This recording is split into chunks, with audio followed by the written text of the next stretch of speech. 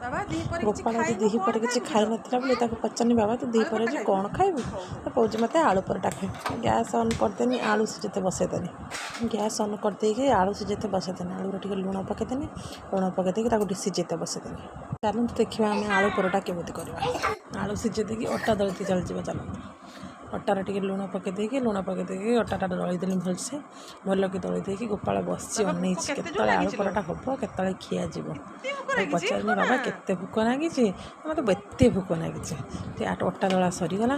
ଅଟାଟା ଦଳି ସାରିଲା ପରେ ଆଳୁଟାକୁ ଭଲସେ ଚକୁଡ଼ି ଦେବା। ଜିରା ଗୁଣ୍ଡ ଲଙ୍କା ଗୁଣ୍ଡଟା ପକାଉନି କାହିଁକିନା ଗୋପାଳ ଖାଇବ ନା ଆଉ ସେଥିପାଇଁ ଲଙ୍କା ଗୁଣ୍ଡ ପକାଉନି ଖାଲି ଜିରା ଗୁଣ୍ଡ ଲୁଣ ଟିକେ ତେଲ ଟିକେ ପିଆଜ ପଡ଼ିବନି ଆଜି ଆଉ ଏକବାର ଅଛି ସେଥିପାଇଁ ଆଳୁ ପରଟା ତା ନେଇକି କରିଦେବା। ତ ଆଳୁ ପରଟା ଏଇଭଳିଆ ଭାବରେ ବେଲେ ଆପଣମାନେ କି ଏଇଭଳିଆ ବେଲନ୍ତି ମୋତେ କମେଣ୍ଟ କରି ନିଶ୍ଚିତ କହିବେ। ଗୋପାଳ ଏଇଠି ଠିଆ ହେଇଛି। ଗୋପାଳ ଠିଆ ହେଇକି ଦେଖୁଛି ଆଳୁ ପରଟା ମୁଁ କେତେବେଳେ କରିବି କେତେବେଳେ ସେ ଖାଇବ। ଆଳୁ ପରଟା ଭଲସେ ସେକିଦେନି। ସେକି ସାରିଲା ପରେ ନେଇଯିବା ଚାଲନ୍ତୁ ଗୋପାଳ ଖାଇବା ପାଇଁ। ଆଉ ପଚାରିନି ବାବା ଆଳୁ ପରଟା କେମିତି ଲାଗୁଛି? ଟେଷ୍ଟି ବାବା ଆଉ ଭୋକ ପ୍ରବଳ ସେ ଖାଇ